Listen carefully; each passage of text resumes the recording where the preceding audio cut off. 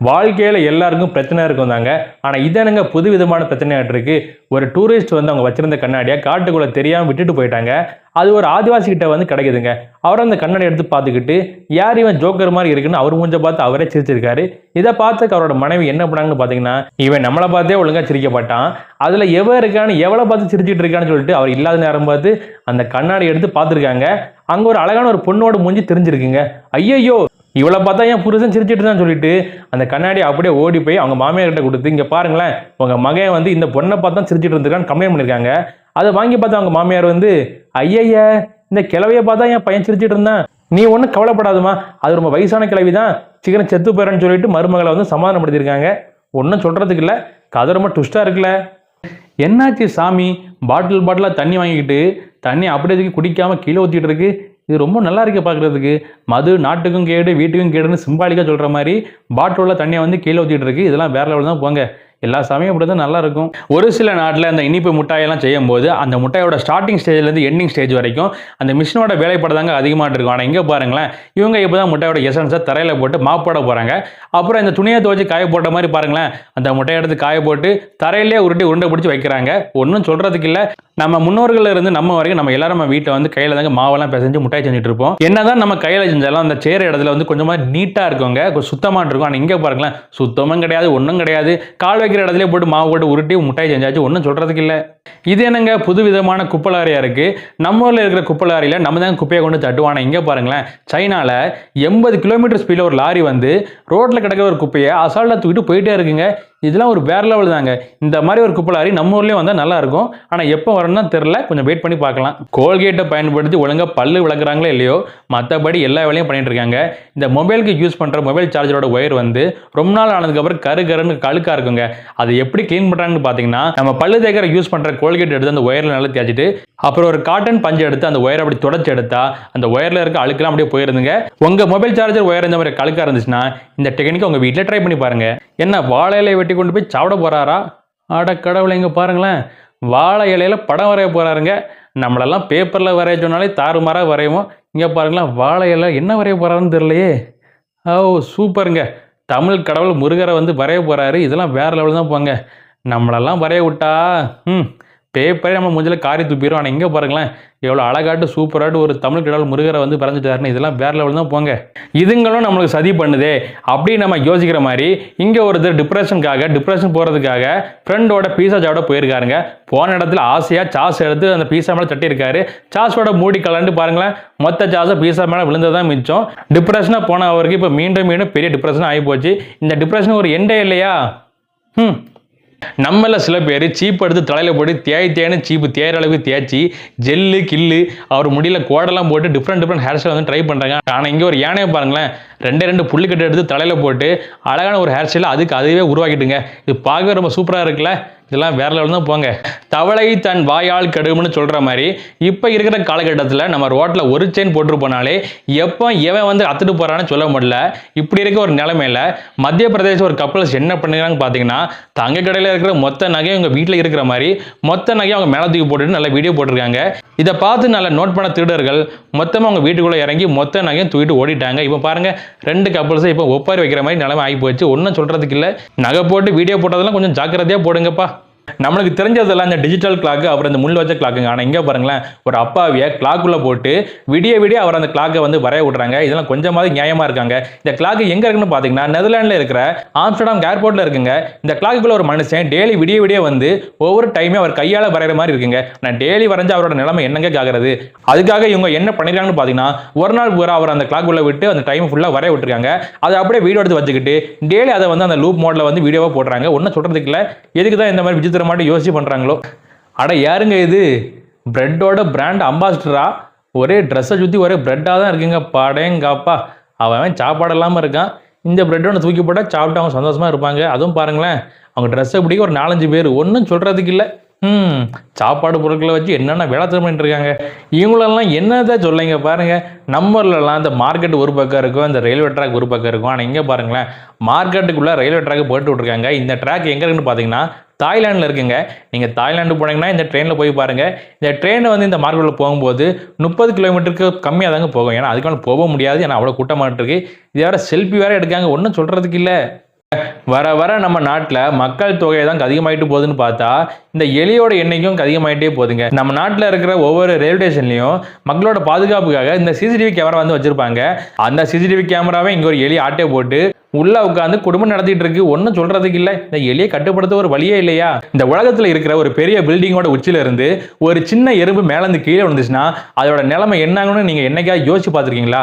அதானே நமக்கு இருக்கிற 1000 பிரச்சனைல நம்ம இதை எங்க யோசிக்க போறோம். இருந்தாலும் வாங்க அந்த எறும்புக்கு என்ன ஆகும் நம்ம வீடியோல பார்க்கலாம். அந்த எறும்பு அந்த பெரிய பில்டிங்கோட உச்சில இருந்து கீழே வந்துச்சுன்னா அந்த எறும்பு அந்த காத்தோட வேகத்துல அதோட வெயிட் ரொம்ப கம்மியாக இருக்கிறதால அந்த எறும்புக்கு வந்து எதுவுமே ஆகாதுங்க. அந்த எறும்பு வந்து சேஃபா கீழே வந்து லேண்ட் ஆயிரும். ஃபர்ஸ்ட் இந்த முட்டாய் சாப்பிட்றதே அது உடம்புக்கு நல்லது இல்லைங்க.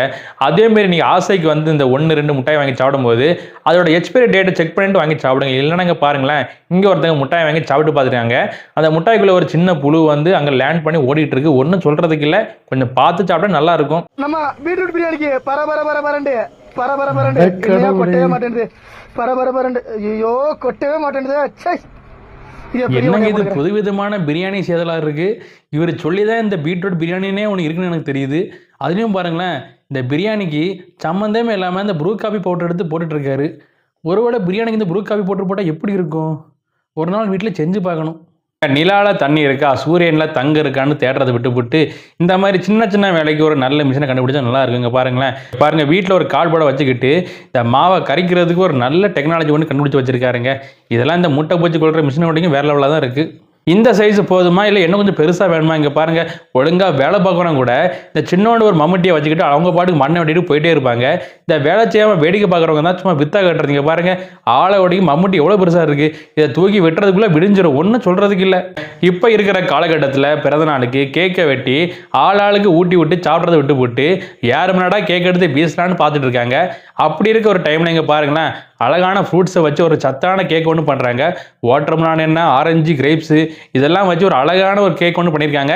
இது சாப்பிட்டா உடம்புக்கும் நல்லதான், வேற லெவல் தான் போங்க.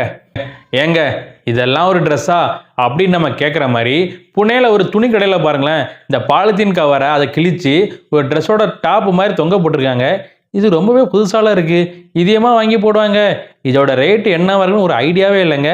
இதோட ரேட் உங்களுக்கு தெரிஞ்சா ஒரு கெஸ்ட்டில் கீழே ஒரு கமெண்ட் பண்ணிட்டு போங்க. பாய். நம்மள ஒரு சில பேர் என்னதான் ஹாஸ்பிட்டல் போயிட்டு டாக்டர் கிட்ட செக்அப் பண்ணாலும் மனசுக்குள்ள கடவுளே நம்ம எப்படியாவது நம்மளை காப்பாற்றிடணும் வந்து ஒரு வேண்டுதல் இருக்குங்க. ஆனால் இங்கே பாருங்களேன், கடவுளே 2 டாக்டர் வந்து செக் பண்ணிட்டு இருக்காங்க. ஒன்றும் சொல்கிறதுக்கு இல்லை. இதுக்கு வந்து எம்பிபிஎஸ் படிச்சிருப்பாங்களா இல்லை எம்பிபிஎஸ் கூட தனியாக ஏதாவது கோர்ஸாக படிக்கணுமா? ஒன்றும் சொல்கிறதுக்கு இல்லை. கடவுளே செக்அப் பண்ணுறாங்கன்னா வேற லெவல் தான் போங்க. வர இந்த கொசு தொலை தாங்க முடியலங்க. தூங்கும் போது காதுக்குள்ளே வந்து ஊழ விட்றதும் வளைச்சி நம்ம உடம்பு கடிச்சு வைக்கிறதும் பண்ணிட்டு இருக்கு. சரி, இந்த கொசுபத்தி வச்சா கொசுபத்தியிலேருந்து வர புகை வந்து செட் ஆக மாட்டேங்குது. அதே மாதிரி இந்த குட் நைட் காயில் வச்சா அதுலேருந்து வர ஸ்மெல் வந்து நமக்கு ஒத்துக்க மாட்டேங்க. அதனால இந்த மஸ்கிட்டோ லைட் மட்டும் வாங்கி வச்சுட்டா அந்த கொசுவே அந்த லைட்டை தேடி வந்து மயக்க மூடி கீழே விழுந்துருவாங்க. உங்களுக்கும் அந்த மஸ்கிட்டோ லைட் வந்து தேவைப்படுச்சுன்னா இந்த வீடியோ லிங்க் இருக்கு, அதை கிளிக் பண்ணி உடனே இந்த மஸ்கிட்டோ லைட்டை வந்து வாங்கிக்கோங்க. இந்த பிரெட்டு, குலாப் ஜாமுன், பால்கோவெல்லாம் நம்ம தனித்தனியாக தாங்க சாப்பிட்டுருக்கோம். இங்கே பாருங்களேன், எல்லாத்தையும் ஒன்றா கொண்டு வந்து ஒரு பிரெட்டுக்கு நடுவில் ஒரு குழியை தோண்டி அதுக்கு அந்த குழிக்குள்ளே வந்து குலாப் ஜாமுனை போடுறாங்க. அப்புறம் ஒரு ஸ்பூன் பால்கோவா எடுத்து மேலே தடவி விட்டா ஒரு புதுவிதமான டிஷ் ரெடிங்க. இதெல்லாம் சாப்பிட்டா சுகர் ஓஹோ தான், ஒன்றும் சொல்கிறதுக்கு இல்லை. இப்போ இருக்கிற காலகட்டத்தில் நம்மள சில பேருக்கு இல்லைங்க, நிறைய பேருக்கு வந்து இந்த முடி கொட்டுற ப்ராப்ளம் வந்து இருக்குது. அதனாலே அவங்க வந்து டிப்ரெஷனுக்கு இருக்கிறாங்க. அவங்கள மேலே டிப்ரெஷன் ஆகிற மாதிரி இங்கே பாருங்கள், இந்த கையில் வளையல் போட்டது பத்தாதுன்னு அவங்க தலைமுடியில் வந்து கோத்துட்டு இருக்காங்க. ஒன்றும் சொல்கிறதுக்கு இல்லை. இதெல்லாம் பார்க்கும்போது என்ன தோணுது, பல்லுக்கு இருக்கிறவங்க பக்கடா சாப்பிடான்னு சொல்லிக்கிட்டு அப்படியே கடந்து போக வேண்டியதான். ஒன்றும் சொல்கிறதுக்கு இல்லை. என்னது மாம்பழம் சிக்கனா? இதெனங்க புதுசாகிட்டு இருக்கு. அந்த மாம்பழத்துக்கு வந்த சோதனையா இல்லை அந்த சிக்கனுக்கு வந்த சோதனையான்னு தெரில. ஒரு மிக்சி ஜார் எடுத்துகிட்டு அந்த ஜாருக்குள்ளே மாம்பழத்தை வெட்டி போட்டு பூண்டு, மிளகாய், வெங்காயம், அப்புறம் கொஞ்சோண்டு தேவைக்கேட்ட அளவு உப்பு, அவர் மசாலா போட்டு நல்லா அந்த மாங்காவை போட்டு அரைக்கிறாங்க. மாங்காய் நல்லா கரைஞ்சதுக்கப்புறம் அந்த சிக்கன் மேலே அப்படி மேலோட்டமாக தடவி எடுத்து அதை அப்படியே கிரில் போட்டு எடுத்தா ஒரு புதுவிதமான ஒரு மாம்பழம் சிக்கன் ரெடிங்க. இப்போ பார்க்க ரொம்ப டிஃப்ரெண்ட்டாக தான் இருக்குது. நீங்களும் உங்கள் வீட்டில் அதை ட்ரை பண்ணி பாருங்கள். இந்த கடல் பார்க்குறதுக்கு எவ்வளோ அழகாக இருக்கோ அதை விட இதில் ஆபத்து வந்து நிறையவே இருக்குங்க. எல்லோரும் இந்த லீவு டைம், வீக்கெண்ட் டைம்லாம் ஃபேமிலியோடு போயிட்டு அந்த பீச் ஓரமாக போயிட்டு காற்று வாங்கிறதுக்கு போவாங்க. காற்று வாங்க போயிட்டு அந்த கடற்கரை போய் விளையாடும் போது ஒரு சில டைம் வந்து கடலோட அலை வந்து ரொம்ப சாதுவாக வராங்க. நம்ம அதை நம்பி உள்ளே இறங்கி விளையாடணும்னு வைங்களேன், திடீர்னு ஒரு பெரிய அலை வந்து இந்த மாதிரி தாங்க தூக்கிட்டு போயிடும். இந்த மாதிரி விஷயம் இங்கே மட்டும் இல்லைங்க, பல இடத்துல இப்படி தான் ஆகி பல உயிர்கள் வந்து போயிட்டு, அதனால இனிமேல் நீங்கள் கடற்கரைக்கு நீங்கள் விளையாட போகும்போது கொஞ்சம் சேஃபாக விளையாடுங்க. ஏன் விளையாடவே செய்யாதீங்க, ஒரு பீச் வரும் உட்காந்து காற்று வாங்கிட்டு வாங்க, அவ்வளோதாங்க சொல்ல முடியும். ஆடா என்னதுங்க இது, எந்த ஒரு டீ மாஸ்டராக இருக்கும் எப்படி சுத்தமான முறையில் சுகாதாரமான முறையில் டீ ஒன்று போடுறான்னு பாருங்களேன். அந்த சீனியை பாருங்களேன், சீனி மீன் சர்க்கரை, அந்த சர்க்கரையை பாருங்க, ஈயே இல்லைங்க, எவ்வளோ ஃப்ரெஷ்ஷாக இருக்குது பார்த்தீங்களா? அந்த சர்க்கரையை எடுத்து பாலில் போட்டு நல்லா கலக்கி டீ ஒன்று போடுறாரு, ஒன்றும் சொல்கிறதுக்கு இல்லை. இந்த மாதிரி ஒரு கடை மட்டும் நம்ம ஒரு பக்கம் இருந்துச்சுன்னு வைங்களேன், அவ்வளோதான், சீல் வச்சு பூட்டியிருப்பாங்க. இதெல்லாம் எப்படி தப்பிச்சு போடுறதுன்னு ஒன்றும் சொல்கிறதுக்கு இல்லை. நல்லா இருந்தால் சரிதான். ஒரு சில பேரை நம்ம ஃபங்க்ஷனுக்கு கூப்பிட்றது வரைக்கும் அவங்கள கூப்பிடாம இருக்கிறதே ரொம்ப நல்லதுங்க. கூப்பிடாம விட்டாலும் எங்கே விட்டுருக்கானுங்க, தேடி கண்டுபிடிச்சி எப்படியா வந்திருக்கானுங்க. அதே மாதிரி தான் இங்கே பாருங்களேன், ஒரு கிஃப்ட்டை வாங்கி அந்த பொண்ணுங்களை கொடுத்துக்கிட்டு இவன் பண்ணுற அந்த குரங்கு சேட்டையை பாருங்க, அட கடவுளே.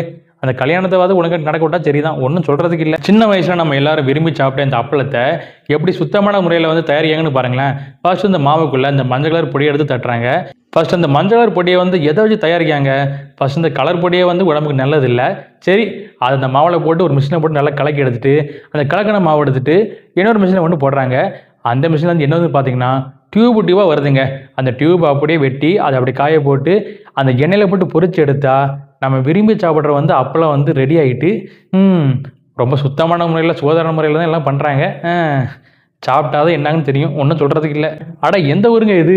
பீச்சை பாருங்களேன், அட கடவுளே எவ்வளோ சுத்தமாட்டு இருக்குது. இந்த துபாய் ரோட்டில் சோறு போட்டு திங்கிற மாதிரி இந்த பீச் கடற்கரையில் சோறை போட்டு திங்கலாம் போல், அவ்வளோ நீட்டாக இருக்குது. அட கடவுளை இங்கே பாருங்கள், ஊரில் இருக்க மொத்த குப்பையை எடுத்து இந்த கடற்கரையில் கொண்டு போட்டிருக்காங்க போல். இல்லை உங்கள் வீட்டிலலாம் அந்த குப்பை தொட்டியே இல்லையா? ஒன்றும் சொல்கிறதுக்கு இல்லை. என்னதான் கவர்மெண்ட் வந்து 1008 ரூல்ஸ் போட்டாலும் நம்ம அதை ஃபஸ்ட்டு ஃபாலோ பண்ணணும். இல்லைன்னு வைங்களேன், இங்கே பாருங்கள், குப்பை தொட்டி குப்பையில் போடாமல் தூக்கி பீச்சில் கொண்டு போட்டிருக்காங்க. இதெல்லாம் அந்த கடலை பார்த்து கோவந்துச்சுன்னு வைங்களேன், யாரெல்லாம் குப்பை போட்டாங்களோ எல்லாத்தையும் மொத்தமாக சுனாமியை வந்து தூட்டி வர போகுது. ஒன்றும் சொல்கிறதுக்கு இல்லை. இப்படி கூட மிளகாய்க்கு தண்ணி பாய்க்கலாமா? இந்த மிளகாய் காய வைக்க வேறு இடமே இல்லையா? இங்கே பாருங்கள், ரயில்வே ட்ராக் வர மாட்டு மிளகாய் வந்து காய போட்டு வச்சுருக்காங்க. அப்போ அந்த வழியாக போகிற ட்ரெயின்லேருந்து வர வேஸ்ட் தண்ணி எல்லாம் அந்த மிளகாய் மேலே பட்டுட்ருக்குங்க. ஒன்றும் சொல்கிறதுக்கு இல்லை. எப்படி தான் இந்த மாதிரி வேலையெல்லாம் பண்ணிகிட்டு இருக்காங்களோ, கொஞ்சம் கூட யோசிக்கவே மாட்டாங்க போல். இருந்தாலும் இது எந்த ஊருன்னு தான் தெரில. இந்த மிளகாய் அதிகமாக வளர ஊர் எதுங்க? ஆந்திரா பக்கம் ஏதோ ஒரு ஊர் உண்டு, உங்களுக்கு தெரிஞ்ச கீழே ஒரு கமெண்ட் பண்ணிட்டு போங்க. நம்மளுக்கு எல்லா மதமும் ஒன்று தாங்க. இருந்தாலும் நம்ம ஒரு இடத்த வந்து கடவுளாக நினச்சி கும்பிடும் போது அந்த இடத்த நம்ம எவ்வளோ சுத்தமாட்டு வச்சுருக்கணும். அதை விட்டுக்கிட்டு வேண்டுதல்னு பேர்லங்க பாருங்களேன், இந்த பொருட்களெல்லாம் வாங்கி அந்த இயற்கை மேலே தூவி விட்டிங்க பாருங்களேன், அது எவ்வளோ கழுக்காட்டு இருக்குன்னு. ஒன்றும் சொல்கிறதுக்கு இல்லை. இந்த மாதிரி இடத்தெல்லாம் சுத்தமாக வச்சுக்கிட்டா கொஞ்சம் நல்லா இருக்கும், அவ்வளோதாங்க. உனக்கு படம் வரைஞ்சி விளையாடணும்னு ஏதாவது ஆசை இருந்துச்சுன்னா ஒரு பேப்பரில் படத்தை வரைஞ்சி அதில் கலர் அடித்து விளையாடு. அதை விட்டுட்டிங்க பாருங்களேன், ஒரு பக்கெட்டுக்குள்ளே கலரை ஊற்றி வச்சுட்டு இந்த காய்கறியெல்லாம் அதை முக்கி போட்டு எடுத்துகிட்டு இருக்காங்க. முன்னாடிலாம் இதை மறைவாக தான் பண்ணிட்டு இருந்தாங்க. ஆனால் இப்போ பாருங்களேன், ஓப்பனாக மார்க்கெட்டில் உட்காந்து பண்ண ஆரம்பிச்சிட்டாங்க. இந்த மாதிரிலாம் ஒரு நிலைமை வரக்கூடாதுக்காக தான் ட்ரெயினில் ஒரு கம்பார்ட்மெண்ட்டில் ஒரு வாசலுக்கு பதிலாக 6 வாசல் வந்து வச்சு விட்ருக்காங்க. ஆனால் அந்த 6 வாசலும் பத்தாதுன்னு மக்கள் எந்த வழியாக ஏறிட்டு இருக்காங்கன்னு பார்த்தீங்களா? இந்த ட்ரெயினில் அந்த எமர்ஜென்சி விண்டோ வழியாட்டி ஏறிட்டு இருக்காங்க. இந்த ட்ரெயினில் அந்த எமர்ஜென்சி விண்டோ வச்சுக்கிறதே ட்ரெயினுக்குள்ளே ஏதாவது இந்த அவசர கால நிலை வந்தால் ட்ரெயினுக்குள்ளே வந்து ட்ரெயினுக்கு வெளியே இறங்கதாங்க அந்த விண்டோவே வச்சு விட்ருக்காங்க. ஆனால் இங்கே பாருங்களேன், அந்த விண்டோவை பயன்படுத்தி இப்போ ட்ரெயினுக்குள்ளே வந்து ஏறிட்டு இருக்காங்க. இதெல்லாம் எங்கே போய் முடிய போதோ. இந்த மாதிரி நடக்கிறத எப்படி கொஞ்சமாவது தவிர்க்கலான்னு பார்த்தீங்கன்னா, ஒன்று ட்ரெயினில் இருக்க கம்பார்ட்மெண்ட்டை வந்து அதிகம் பண்ணணும், இல்லைன்னு வைங்களேன் மக்கள் தொகையை வந்து கம்மி பண்ணணும். அது ரொம்பவே கஷ்டம். இதெல்லாம் எங்கே போய் முடிய போதோ. இந்த மாதிரி வேலையெல்லாம் இவனுக்கு பண்ணாலும் பண்ணுவானுங்கன்னு தெரிஞ்சுதான் ட்ரெயினில் ஒரு பாத்ரூம் பதிலாட்டு 4 பாத்ரூம் வச்சு விட்ருக்குங்க. ஆனால் அந்த 4 பாத்ரூம் பத்தாது. நீங்கள் பாருங்களேன், ட்ரெயினுக்கு தண்ணி ஆத்துற பைப்பை பிடிங்கி வச்சு இவன் இந்த ட்ராக்ல உட்காந்துட்டு குளிச்சுட்டு இருக்கான். ஒன்றும் சொல்கிறதுக்கு இல்லை. இதெல்லாம் எந்த ஊரில் தான் நடக்குது? எல்லாம் இந்த வடக்கு பக்கம் தான் நினைக்கேன். நம்ம எல்லாருக்கும் தெரியும், நம்ம நார்மலாக பார்க்க முடியாத அந்த சின்ன சின்ன பொருட்கள் எல்லாம் இந்த மைக்ரோஸ்கோப்பை பயன்படுத்தி நம்ம வந்து பார்க்கலாங்க. அதே மாதிரி தான் இவங்க அந்த மைக்ரோஸ்கோப்பை பயன்படுத்தி நம்ம யூஸ் பண்ணுற மொபைல் ஃபோனை வந்து ஜூம் பண்ணி பார்க்குறாங்க. பார்க்கும்போது பாருங்களேன், ரெட்டு ப்ளூ க்ரீன் கலரில் ஒரே டாட்டாக இருக்குங்க அந்த ஸ்க்ரீனில். அதே மாதிரி அந்த ஃபோனோட கேப்பில் வந்து ரொம்ப ஜூம் பண்ணி பார்க்குறாங்க. பாருங்களேன் எவ்வளோ கழுக்காக இருக்குன்னு. சை, எப்படி இருக்குன்னு பார்த்தீங்களா? அப்படின்லாம் ஃபீல் பண்ணக்கூடாதுங்க. ஏன்னு பார்த்தீங்கன்னா, நம்ம ஃபோனை ஜூம் பண்ணி பார்த்தாலும் இவ்வளோ அழுக்கு கண்டிப்பாக அதில் இருக்க தான் செய்யும். நம்ம ஃபோனை ஜூம் பண்ணி பார்த்தா தான் தெரியும். அதுக்காக இவ்வளோ கழுக்காருன்னு சொல்லிக்கிட்டு நம்ம ஃபோனை சோப்படங்கு கழுவ முடியும்? ஒன்றும் சொல்கிறதுக்கு இல்லை. அப்படியே பயன்படுத்திட்டு போக வேண்டியதுதான். ரொம்ப சௌரியமாக இருக்குது போல். இந்த ட்ரெயினில் இந்த ஏசி கம்பார்ட்மெண்ட்டில் ட்ராவல் பண்ணால் கூட இவ்வளோ வசதியாக இருக்காது போல். இங்கே பாருங்கள், ஒரு டாய்லெட்டுக்குள்ளே உட்காந்து ட்ராவல் பண்ணுறதுக்கு எவ்வளோ ஹாப்பியாட்டு ஜாலியாட்டு கம்ஃபர்டபுளாக இருந்து வராருன்னு ஒன்றும் சொல்கிறதுக்கு இல்லைங்க. பொதுவாக அந்த ட்ரெயினில் கண்டக்டர் கம்பார்ட்மெண்ட்டில் இந்த டாய்லெட்டுக்கு போயிட்டு வரதே ஒரு பெரிய விஷயங்க. அந்த அர்த்தத்துலேருந்து இந்த அர்த்தம் வரைக்கும் வழிநெடுக்க ஆட்கள் உட்காந்தும் படுத்தும் இருப்பாங்க. அவங்க எல்லாரையும் மேலே மிதித்து தாண்டி எடுத்து பாத்ரூம் போயிட்டு வரதுக்குள்ளே ஒரு பெரிய சாதனையாட்டு இருக்கும். ஆனால் இங்கே பாருங்களேன், தலைவர் அந்த பாத்ரூம்லேயே ஒரு சிட்டிங்கை போட்டு ஜாலியாக உட்காந்து ட்ராவல் பண்ணிருக்காரு. ஒன்றும் சொல்கிறதுக்கு இல்லை. போய் சேர்ந்தா சரி தான் ஊருக்கு. யோ, யாரையா அந்த சமையல் மாஸ்டர் அப்படின்னு நம்ம கோபமாக கேட்குற மாதிரி, இப்படி இல்லாமல் சமைக்க முடியும் அப்படின்னு நமக்கு ஆச்சரியப்படுற மாதிரி, இன்றைக்கி மதியம் எங்கள் ஆஃபீஸோட மெஸ்ஸில் வந்து சாப்பிட போனாங்க. சாப்பிட்ட இடத்துல என்னாச்சுன்னு பார்த்தீங்கன்னா, ஒரு பாத்திரத்தில் சாம்பார் ரசத்தையும் ஒன்றா வச்சுருக்காங்க. இதில் என்னென்னு பார்த்தீங்கன்னா, மேலோட்டமாக கோரனா தக்காளி ரசங்க, அதே கிழக்கிட்டுக்கு வரனா தக்காளி சாம்பார். பார்த்தீங்களா? எப்படி ஒரு டேலண்ட்னு ஒன்றும் சொல்கிறதுக்கு இல்லை, எனக்கு சாப்பிட்ட மாதிரி தான் போங்க. இவங்கெல்லாம் எங்கே இருந்துங்க வராங்க? பொதுவாக அந்த லாரி டிரைவர் தான் நைட் அவங்க லாரியில் தூங்கிட்டு இருக்கும்போது இந்த திருட்டு பசங்க அந்த டிரைவருக்கே தெரியாமல் அந்த லாரியில் இருக்க டீசலை வந்து திருடிட்டு போகிற மாதிரி ஏகப்பட்ட பேர் வீடியோ போட்டு நம்ம பார்த்துருவோங்க. ஆனால் அப்படியுமே அந்த மாதிரி குற்றங்கள்லாம் வந்து குறையவே இல்லை. ஆனால் இங்கே பாருங்களேன், வந்து பட்ட பகல்லையே ஒரு ட்ரெயின் இன்ஜின் வந்து நின்றுட்டு இருக்கு, அதில் வந்து வாட்ஸ்அப் போட்டு டீசலை வந்து திருடிட்டு இருக்காங்க. அப்போ இவனெல்லாம் என்னத்தை சொல்ல? இந்த மாதிரி ஆளுகள்லாம் பிடிச்சி நல்லா தண்டனை கொடுத்தாதாங்க இந்த மாதிரி குற்றங்கள் எல்லாம் குறையும். உங்களுக்கு யாரு மேலேயாவது கோவம் இருந்துச்சுன்னா அதை வேற விதமாக கொண்டு காட்டலாங்க, இல்லைன்னா வேற இடத்துலயாவது காட்டலாம். அதை விட்டுக்கட்டி அப்படி நிம்மதியாக உட்காந்து போகிற இடத்துல இந்த மாதிரி ஒரு பைப்பை கொண்டு வச்சா விளங்குமா? அது இங்கே பாருங்க, பைப்பில் தண்ணி அடிச்சா பகுதியில் இருக்க டைல்ஸ்லாம் உடஞ்சி விழுது. இதை கொண்டு வேற எங்கேயா கொண்டு அடிச்சா என்ன ஆகுறது? எம்மாடியோ என்ன போர்ஸு இல்லை, எனக்கு புரியல. இதெல்லாம் என்ன சாப்பாடு காம்பினேஷன்? இதை இப்படி போட்டு ஊற்றிட்டு இருக்காங்க. எம்மாடியோ, இந்த டீக்கும் நூடுல்ஸும் எப்படிங்க இருக்கும்? உங்களுக்கு டீ பிடிக்குன்னா ஒரு பிஸ்கட்டை தொட்டு திங்க வேண்டியதானே? அதை விட்டுக்கிட்டு சம்மந்தமே இங்கே பாருங்க, நூடுல்ஸை உள்ளே போட்டு நல்லா போட்டாச்சுங்க. எனக்கு கலக்கி கண்ணை போட்டு கப்புன்னு குடிச்சிட வேண்டியதான். என்ன ஒரு டேஸ்ட் காம்பினேஷனும் ஒன்றும் சொல்கிறதுக்கு இல்லை. இந்த மாதிரி வீடியோலாம் பார்க்கும்போது இந்த லாரி டிரைவராக இருக்கிறது எவ்வளோ கஷ்டம்னு நம்மளுக்கு தெரியுதுங்க. யாருக்கோனே அவங்க ரொம்ப தூரம் தூங்காமல் லாரியை வந்து ஓட்டுறாங்க. சரி, டயர்டாக இருக்குன்னு தூங்க போனால் இந்த நைட்டோட நைட்டாக திருட்டு பசங்க அந்த லாரியோட டீசலை வந்து திருடிட்டு போகிறானுங்க. சரி, பகல் டைமாவது சேஃபாக போகலான்னு பார்த்தா இங்கே பாருங்களேன், டயருக்கு அடியில் ஆணியை வச்சிருவேன்னு பிளாக்மெயில் பண்ணி காசை வந்து பிடிங்கிட்டு இருக்காங்க. இந்த மாதிரி ஆளுகள்லாம் என்ன தான் பண்ணுறது?